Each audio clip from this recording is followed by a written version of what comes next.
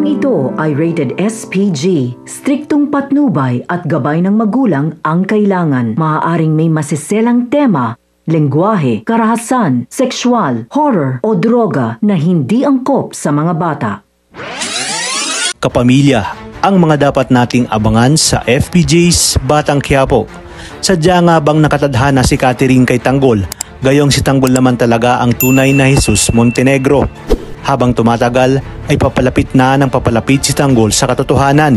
Sadyang maliit lang ang mundong ginagalawan ni Tanggol at Ramon. Matapos malaman ni David at Olga na hindi napatay ni Ramon si Tanggol, ay kabadong-kabado na nga itong si David sa kung ano ang pwedeng mangyari. Lalo pat porsigido si Ramon na hanapin ang lalaking kanyang sinasabi na siya ngang si Tanggol. Sa kabilang banda, iimbitahan naman ni Senyor Facundo si Tanggol na pumunta ng kanilang mansyon.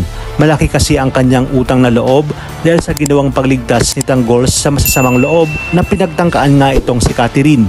Walang kaalam-alam si Tanggol na magkapatid pala sina Catherine at Pablo. At mas ikakagulat niya nga pag nalaman niya na sa mansyon pala nila Pablo matatagpuan ang kanyang Lola Tinding at Lolo Noy. Unang tingin pa lang ni Catherine kay Tanggol ay nakaramdam na siya ng paghanga sa binata. Mga ganong klase kasi ng lalaki ang tipo niya. Yung maginoo at bad boy ang datingan. At higit sa lahat, mataas ang respeto sa babae at kaya siyang ipagtanggol at ipaglaban.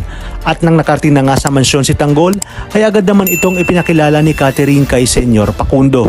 Naging magaan ang loob ni Tanggol kay Catherine at ganoon din si Catherine kay Tanggol. Maya-maya pa ay lumabas na nga si Tinding at Noy na siyang ikinagulat nila. Hindi mapigilan ng dalawa na maging emosyonal dahil sa matagal na nga silang hindi nagkita. Nagagalak naman si Catherine dahil siya pa ang naging dahilan para magkita ang maglola. Pinapasok nga dito si Tanggol hanggang sa kusina. Wala namang kaalam-alam si Tanggol at Catherine maging si Senyor Facundo.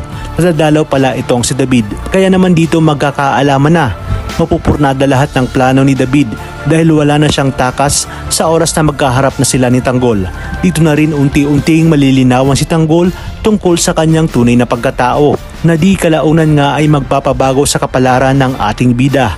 Pagbabayarin niya ang lahat ng may atraso sa kanya, lalong-lalo na itong si David, Rigor at Olga. Talagang kapanapanabik ang mga susunod na tagpo sa teleseryeng ito. Kaya naman sabay-sabay natin tong pakaabangan.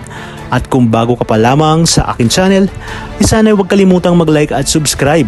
Pindutin ang notification bell para updated kayo palagi.